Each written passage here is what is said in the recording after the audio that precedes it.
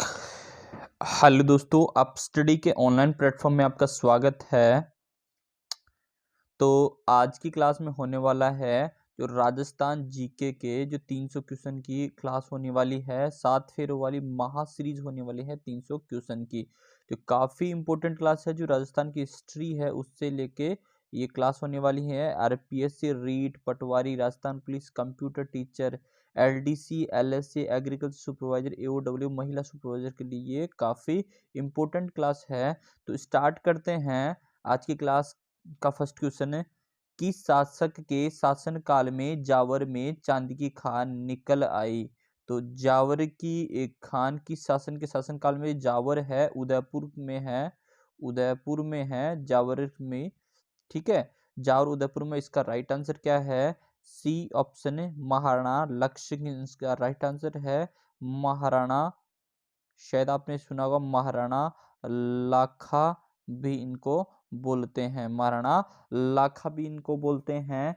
वहीं बात करें, महाराणा लाखा के शासन काल में ही पिछोला झील का निर्माण करवाया गया था। पिछोला झील कहाँ है? उदयपुर में है, और इसका निर्माण पिच्छू नामक जो बंजारा है उनने इसका निर्माण करवाया था। तो इसका राइट आंसर लक्ष्य सिंह होने वाला है। और वहीं बात करें, उदयपुर में है ये जावर की चांदी की खान जो निकली थी वहां पे, और पिछोला झील पिच्छू नामक बंजारे ने बनवाया था, और पिछोला झील उदयपुर में है। अब चलते हैं नेक्स्ट क्वेश्चन की तरफ। जो सेकंड क्वेश्चन होने वाला है, मेवाड़ के किस शासक के काल में स्थापत्य कला का स्वर्ण युग कहा जाता है या कहा जाता था? तो स्थापत्य कला का स्वर्ण युग क्यों कहा जाता है? क्योंकि इन्होंने अपने शासन काल में कई मंदिर दुर्गों का निर्माण करवाया था। ठीक है, इसीलिए कहा जाता है। अब इसका ऑप्शंस की तरफ देखते हैं। इसका राइट आंसर क्या होने वाला है? सी ऑप्शन है, महाराणा कुंभा या महाराणा कुंभकर्ण भी इनको बोलते हैं। ठीक है, कुंभकर्ण भी इनको बोलते हैं। वही बात करें, महाराणा कुंभा की अभी बात, स्थापत्य कला का स्वर्ण युग क्यों इन्होंने अपने शासन काल में कई मंदिर और कई दुर्गों का निर्माण करवाया था। महाराणा कुंभा, ठीक है, महाराणा कुंभा ने निर्माण करवाया था। वही बात करें कौन कौन से जो इंपॉर्टेंट है, जो कौन कौन से किले दुर्गों का निर्माण, जो कुंभलगढ़, ठीक है, उसके अलावा अचलगढ़, कुंभलगढ़, अचलगढ़, माचन दुर्ग, इसके अलावा भोरट दुर्ग, ये काफी इंपॉर्टेंट है। इन दुर्गों का निर्माण किसने? महाराणा कुंभा ने इसका निर्माण करवाया था। अब चलते हैं नेक्स्ट क्वेश्चन की तरफ।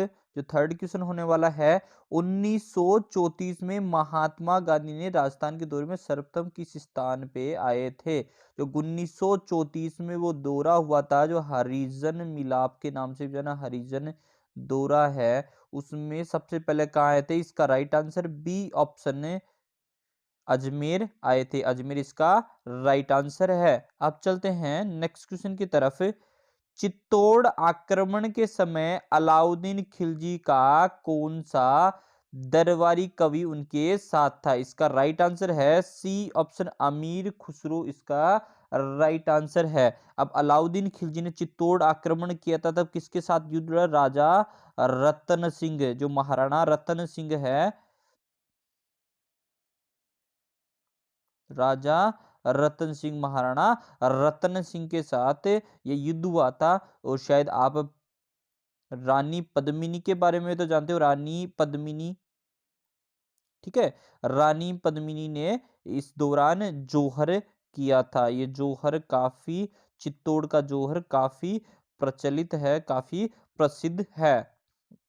अब चलते हैं नेक्स्ट क्वेश्चन जो 5th क्वेश्चन होने वाला है, मेवाड़ राज्य का संस्थापक कौन था? मेवाड़ राज्य है उसका संस्थापक कौन था? इसका राइट आंसर है ए ऑप्शन राव बप्पा, इसके राइट आंसर है। ए ऑप्शन इसका राइट आंसर है। वहीं बात करें, राव बप्पा को काल भोज के नाम से भी जाना जाता है। राव भोज को काल भोज के रूप में जाना जाता है। वहीं बात करें गुहिल वंश के संस्थापक, ठीक है, गुहिल वंश के संस्थापक कौन थे? बप्पा रावल थे ही। बप्पा रावल भी गुहिल वंश के संस्थापक थे। ठीक है, यहाँ पे क्लियर हो। गुहिल वंश के संस्थापक कौन थे? काल भोज के नाम से जाना जाता है। ठीक है, गुहिल वंश के संस्थापक कौन थे? राव बप्पा थे, और वहीं कालभोज के नाम से भी जाना जाता है। तो काफी इंपॉर्टेंट क्वेश्चन बनता है, गुहिल वंश के संस्थापक कौन थे? तो राव बप्पा इसका राइट आंसर है। मेवाड़ राज्य के संस्थापक कौन थे? राव बप्पा इसका राइट आंसर है। अब चलते हैं नेक्स्ट क्वेश्चन की तरफ। सिरोही के चौहानों का संस्थापक कौन है? सिरोही में जो चौहान है उनका संस्थापक कौन है? इसका राइट आंसर सी ऑप्शन लुम्बा इसका राइट आंसर है। लुम्बा है, इन्होंने सिरोही में चौहानों का संस्थापक ना की थी। अब चलते हैं नेक्स्ट क्वेश्चन की तरफ। अलाउद्दीन खिलजी के आक्रमण के समय, रणथंबोर के पतन के समय यहाँ का शासक कौन था? रणथंबोर के पतन के समय जहां अलाउद्दीन खिलजी ने जब आक्रमण किया, यहाँ रणथंबोर का जो शासक कौन था? रणथंबोर को रण स्तंभपुर के नाम से भी जाना जाता है। रण स्तंभपुर के नाम से भी जाना जाता था रणथंबोर, जो सवाई माधोपुर में है। ठीक है, यही बात करें इसके कौन था? इसका डी ऑप्शन हमीर चौहान या हमीर देव के भी नाम से भी जाना जाता था। हमीर देव या हमीर चौहान यहाँ के क्या थे? शासक थे, रण स्तंभपुर रणथंबोर के। तो इसका डी ऑप्शन इसका राइट होने वाला है। वही बात करें जो रण स्तंभपुर के अंतिम राजपूत राजा कौन थे? तो ये क्वेश्चन आए तो हमीर देव रण स्तंभपुर या रणथंबोर के अंतिम राजपूत या चौहान राजपूत राजा थे। ठीक है, अब बात करें और हमीर देव कौन थे? हमीर देव पृथ्वीराज चौहान के वंशज थे। ठीक है, पृथ्वीराज चौहान के वंशज थे। अब चलते हैं जो नेक्स्ट क्वेश्चन है, रणथंबोर रणथंबोर के जो पतन के शासन यानी कि अंतिम समय में चौहान राजपूत राजा कौन था? हमीर देव था, रण स्तंभपुर के नाम से। और जो हमीर देव है वो किसके वंशज थे? पृथ्वीराज चौहान के वंशज थे। अब चलते हैं नेक्स्ट क्वेश्चन की तरफ। रणथंबोर के चौहानों का संस्थापक कौन था? रणथंबोर में जो चौहान है उनका संस्थापक कौन था? तो इसका ए ऑप्शन इसका राइट आंसर है। गोविंदराज इसका राइट आंसर है। गोविंदराज चौहान इसका राइट आंसर है। गोविंदराज चौहान कौन थे? गोविंदराज चौहान पृथ्वीराज चौहान के, ठीक है, पृथ्वीराज चौहान के पुत्र थे। पृथ्वीराज चौहान के पुत्र थे गोविंद राज। अब इन्होंने कब संस्थापना कब की थी? यहाँ पे जो रणथंबोर रण स्तंभपुर में, जब पृथ्वीराज चौहान का जो युद्ध हुआ था, ठीक है, तराइन का द्वितीय युद्ध के बाद में 1192 में जो तराइन का युद्ध हुआ उसके बाद में यहाँ पे रणथंबोर में चौहानों की संस्थापना की थी। ठीक है, जो रणथंबोर तराइन का द्वितीय युद्ध किनकी? मोहम्मद गोरी और पृथ्वीराज चौहान के बीच में हुआ था तराइन का द्वितीय युद्ध। ठीक है, अब चलते हैं नेक्स्ट क्वेश्चन की तरफ। कान्नड़ देव सल्तनत काल के किस शासक के साथ युद्ध लड़ता हुआ वीर गति को प्राप्त हुआ है? ठीक है, अब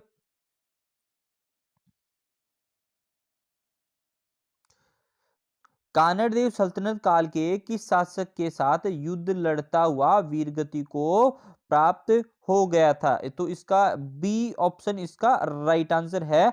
अलाउद्दीन खिलजी से युद्ध करते हुए कान्नड़ देव जो थे उनको वीरगति को प्राप्त हुए थे। अब बात करते हैं कानड़ देव के बारे में, थोड़ा बात कर लेते हैं। कानड़ देव मारवाड़ के, ठीक है, मारवाड़ जालोर के शासक थे। ठीक है, मारवाड़ जालोर के शासक थे कानड़ देव।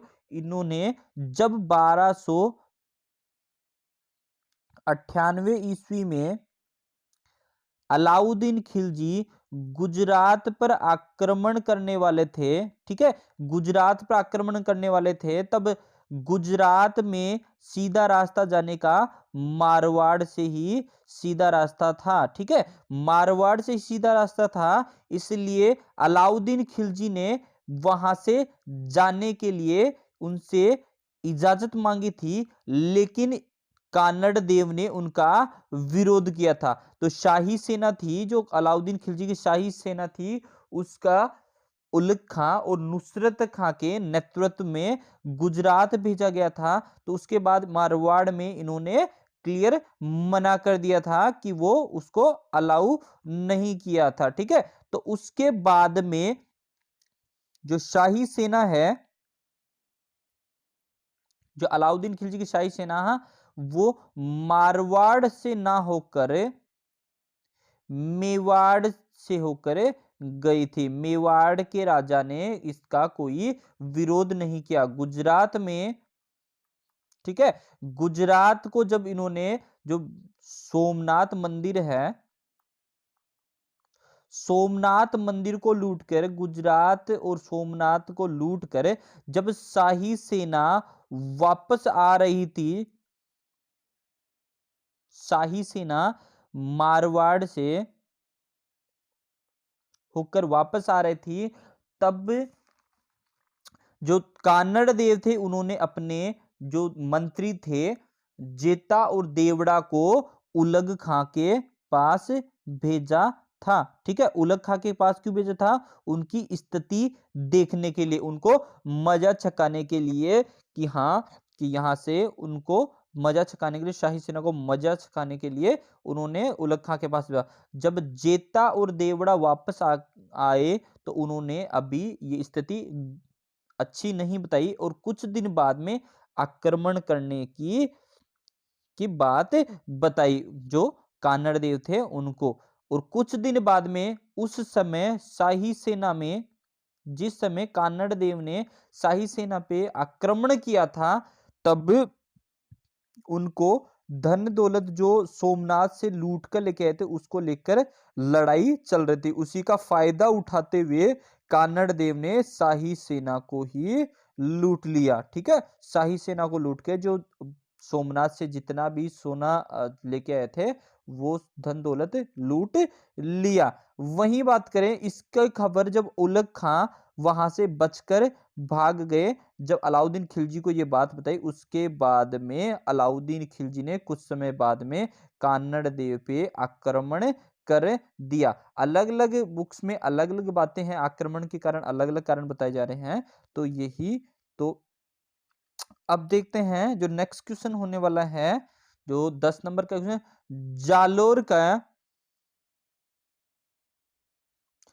जालोर के चौहानों की प्रसिद्ध शासक हुआ करते थे। कौन हुआ करते थे प्रसिद्ध शासक? तो इसका राइट आंसर है बी ऑप्शन, कानड़ देव इसका राइट आंसर है। अभी दे मारवाड़, जो मारवाड़ है, इसके शासक थे। अब चलते हैं, जो नेक्स्ट क्वेश्चन होने वाला है, किस युद्ध के बाद चौहानों का पतन हो गया? इसका राइट आंसर है, जो चौहान थे उसका पतन, जो पृथ्वीराज चौहान है, किस युद्ध के बाद पृथ्वीराज चौहान थे? तब तराइन के, ए ऑप्शन, तराइन के द्वितीय युद्ध में। 1191 ईस्वी में तराइन का प्रथम युद्ध हुआ था और 1192 में ईस्वी में तराइन का द्वितीय युद्ध था। तराइन, इस युद्ध में ये किन किन के बीच में हुआ था?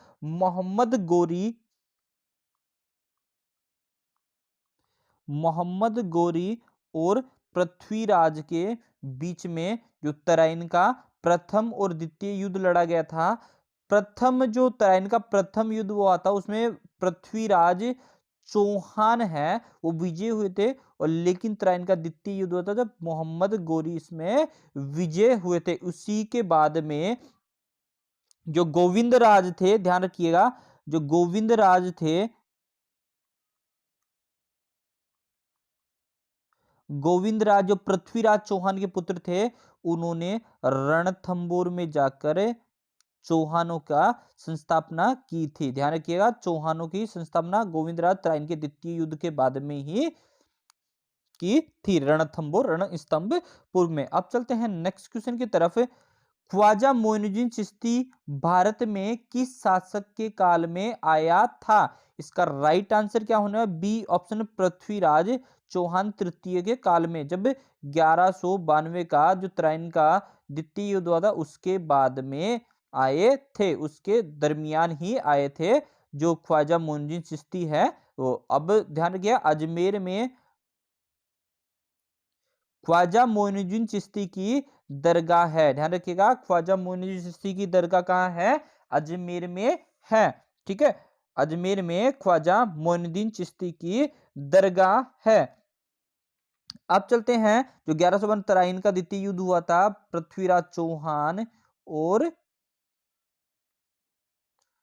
मोहम्मद गोरी के बीच में, जो द्वितीय तराइन का द्वितीय युद्ध हुआ था उसके बाद में ही 1192 में मोहम्मद जो ख्वाजा मोइनुद्दीन चिश्ती है वो भारत अजमेर में आए थे। अब चलते हैं नेक्स्ट क्वेश्चन की तरफ। राजकवि सोमदेव किसके दरबार में था? इसका right answer A option, Vigraharaj चतुर्थ के दरबार में था। अब बात करते हैं सोमनाथ,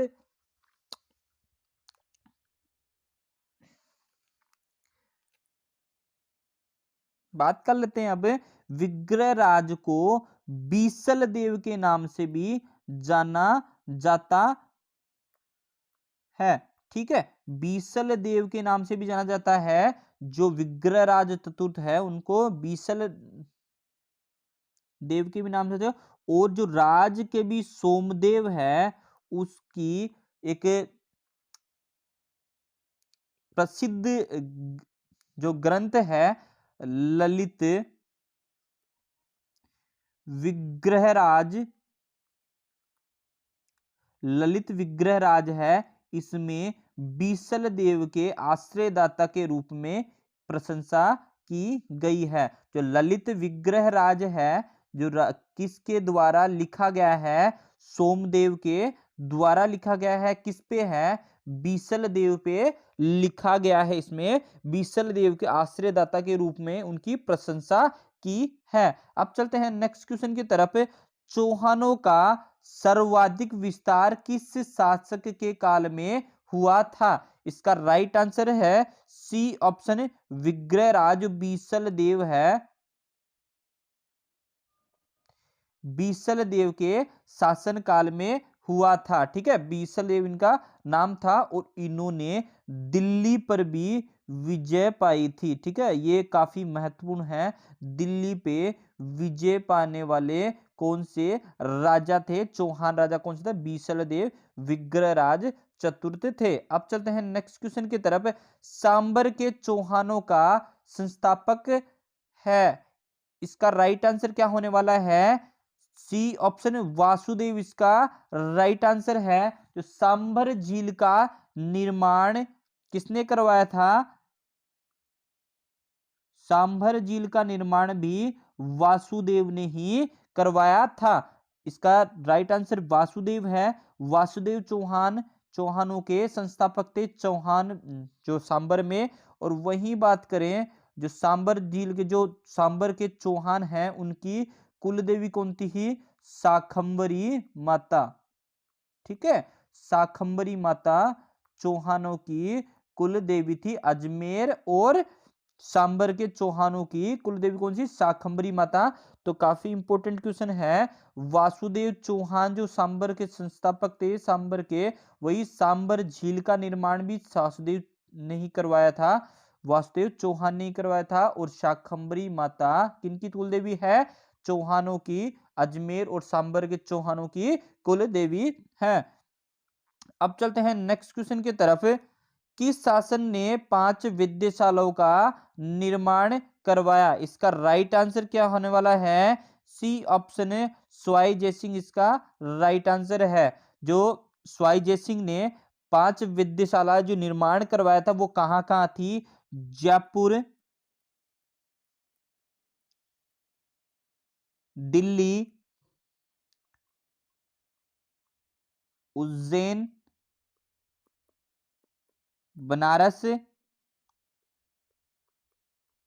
और मथुरा में 5 विद्याशालाओं का निर्माण कराया है। उनमें जयपुर और दिल्ली में ही विद्याशाला बची है जो जंतर मंतर के नाम पता होता आपको, जंतर मंतर के नाम से भी है। ठीक है, अभी भी हाल ही में इनमें यंत्र पड़े हैं, उनसे पता चलाया जाता है जो मौसम का पता चला जाए, जो आभास पूर्व अनुमान किया जाता है मौसम का, अभी भी इनसे जानकारी ली जाती है। यंत्र हैं जो जंतर मंतर में हैं, उनसे पता लगाया जाता है। वही बात करें, जो जंतर मंतर है यूनेस्को द्वारा विश्व विरासत में की दर्जा दिया गया है, विश्व विरासत में है। ठीक है, विश्व विरासत में है। ठीक है, विश्व विरासत के रूप में यूनेस्को ने जंतर मंतर को विश्व विरासत के रूप में घोषित किया गया है, दर्जा दिया गया है। अब बात है 5 विद्याशालाओं का निर्माण किसने करवाया था? स्वाई जयसिंह ने करवाया था। कहाँ कहाँ? जयपुर, दिल्ली, उज्जैन, बनारस और मथुरा में करवाया था। लेकिन ये कुछ कारणों से ये नष्ट हो चुकी हैं, उज्जैन, बनारस और मथुरा वाली। और जयपुर और दिल्ली में जो जंतर मंतर है वही बचा है। वही बात करें, अभी भी हाल ही में इनके यंत्रों से पता लगाया जाता है, मौसम का पूरा आभास लगाया जाता है। वही बात करें, जो जंतर मंतर है यूनेस्को द्वारा विश्व विरासत का दर्जा दिया गया है। ठीक है, अब चलते हैं नेक्स्ट क्वेश्चन की तरफ। जयपुर की स्थापना कब की गई थी? किसके शासनकाल में की गई थी? इसका right answer D option Akbar इसका राइट आंसर है। अकबर के शासन आमेर के नाम से जाना जाता था। पहले आमेर की स्थापना की गई थी, ध्यान रखिएगा, आमेर राज्य था, रामेर राज्य था पहले। और उसकी अब रियलिटी बात करें, अगर क्वेश्चन में आ जाए जयपुर की स्थापना कब और किसके द्वारा की गई, तो ये महाराजा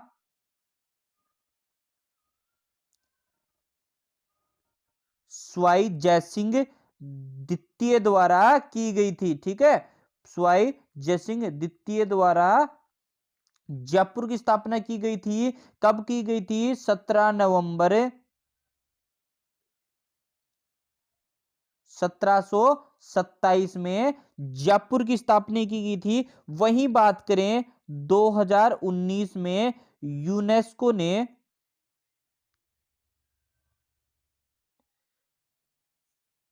यूनेस्को ने ठीक है, यूनेस्को ने वर्ल्ड हेरिटेज सिटी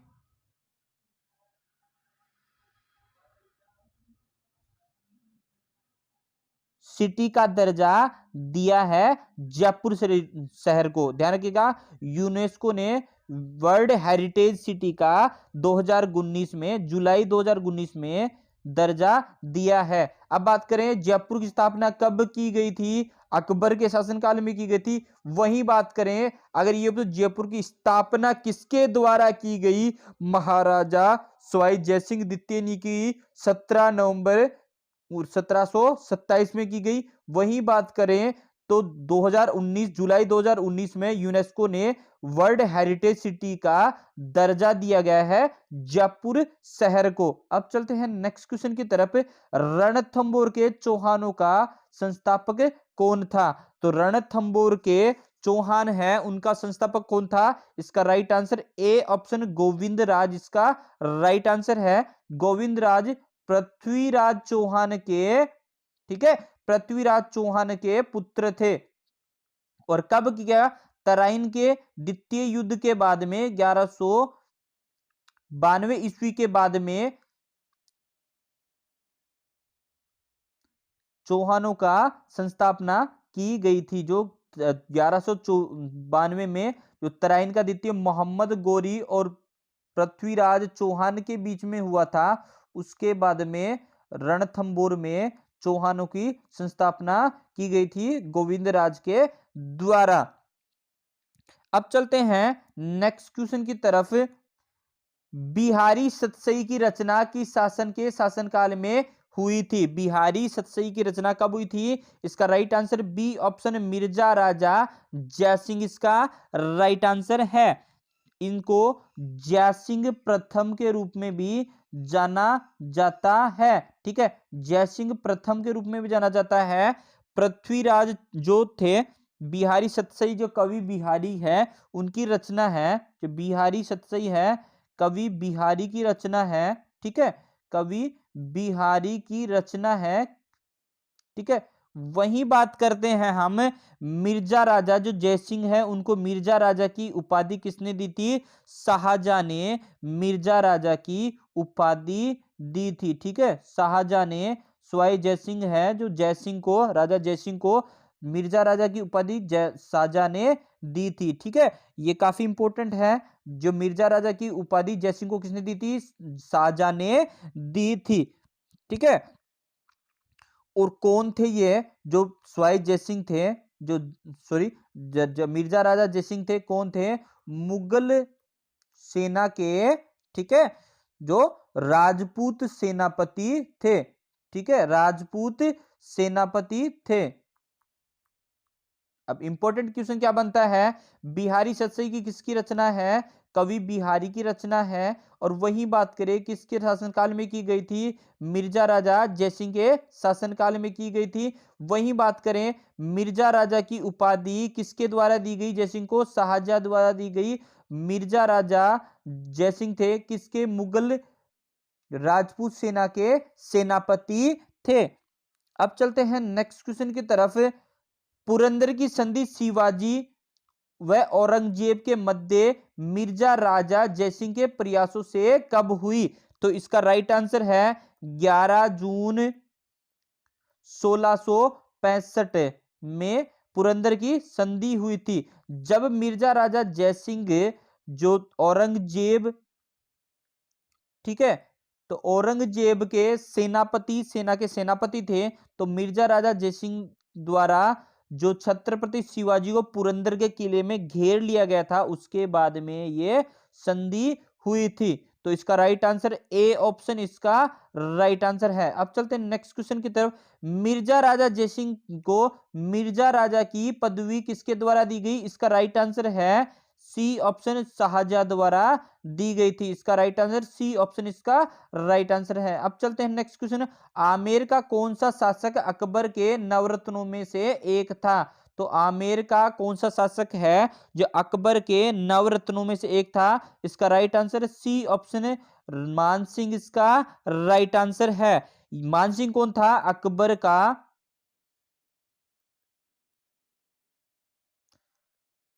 अकबर की सेना के प्रधान सेनापति थे। ठीक है, सेनापति थे।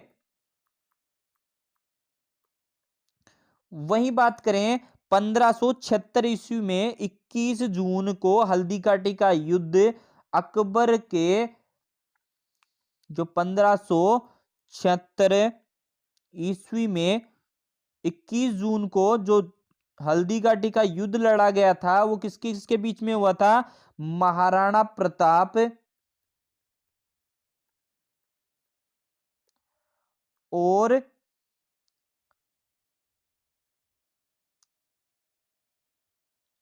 राजा मानसिंह के बीच में हुआ था। ठीक है, राजा महाराणा प्रताप और राजा मानसिंह के बीच में हुआ था जो हल्दी घाटी का युद्ध है। 21 जून 1576 में महाराणा प्रताप और राजा मानसिंह के बीच में हुआ था। तो वह महाराणा जो राजा मानसिंह थे, जो अकबर की सेना के प्रधान सेनापति थे। तो इसका राइट आंसर क्या है? जो हल्दी घाटी का युद्ध किस किस के बीच में लड़ा गया था? 21 जून 15 क्षेत्र का हल्दी घाटी का राजा महाराणा प्रताप और राजा मानसिंह के बीच में लड़ा गया था। अब बात करें राजा मानसिंह क्या थे? अकबर की सेना में प्रधान सेनापति थे। और नवरत्नों में कौन कौन से अकबर की सेना में आमेर का कौन सा शासक था जो अकबर की नवरत्नों में से एक था? अकबर की सेना में से शासक में से राजा मानसिंह इसका राइट आंसर है। अब चलते हैं नेक्स्ट क्वेश्चन में। अकबर ने राजपूतों के साथ विवाह करते हुए कौन सी नीति अपनाई थी? इसका राइट आंसर है बी ऑप्शन, सुलह कुल की नीति अपनाई थी। अब बात करें 1562 में, ठीक है, 1562 में राजा भारमल ने, जो आमेर के कछुआ वंश के राजा थे, राजा भारमल ने अपनी पुत्री जोधा का विवाह अकबर से करवाया था। ठीक है, अकबर से करवाया था। ठीक है, काफी ऐसे हैं जो मुगलों और राजपूतों के बीच में विवाह संबंध हुए थे, उनके बारे में हम बात करें, कुछ के बारे में बात करें। और उसके बाद में नवंबर में 1569 में जो महारावल थे,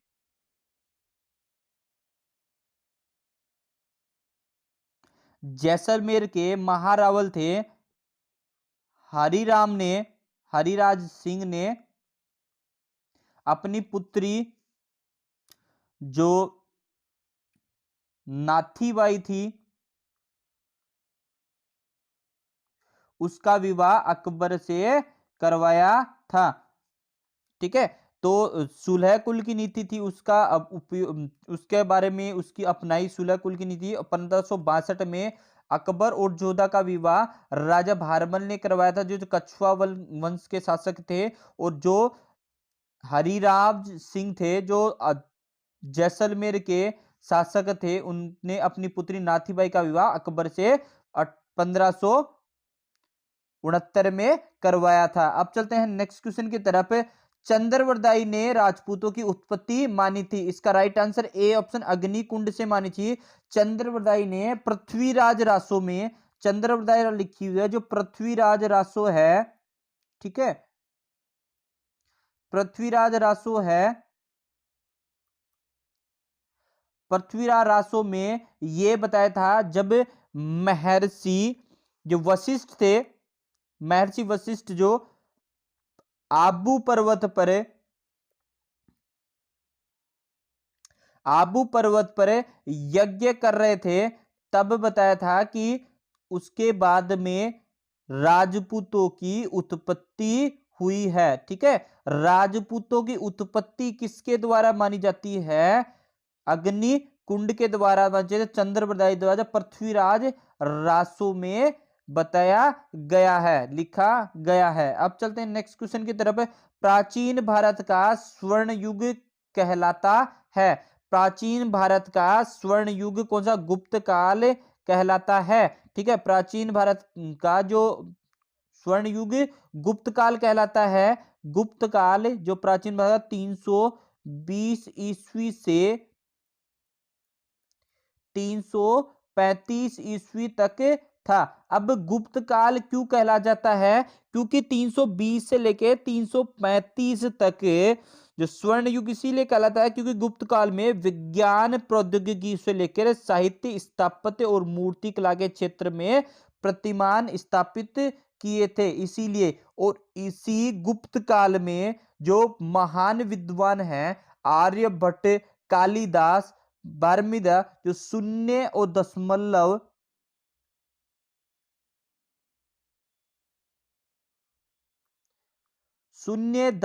और शतरंज की खोज की थी। ठीक है, 0.0 और शतरंज की खोज की थी। और इसी काल में, स्वर्ण युग काल में ही ये पता चला था, पहले पृथ्वी को चपटी माना जाता था, लेकिन स्वर्ण युग में पता था पृथ्वी गोल है। तो गुप्त काल को स्वर्ण युग इसीलिए कहा जाता है क्योंकि विज्ञान प्रौद्योगिकी में काफी ज्यादा काम हुए थे। इसी समय में जो प्रसिद्ध विद्वान थे वो पैदा हुए थे, एक तरीके से उनका काम किया था, जो आर्यभट्ट कालिदास थे वो, और शून्य दशमलव और शतरंज की खोज ही गुप्त काल में की गई थी। अब चलते हैं नेक्स्ट क्वेश्चन में।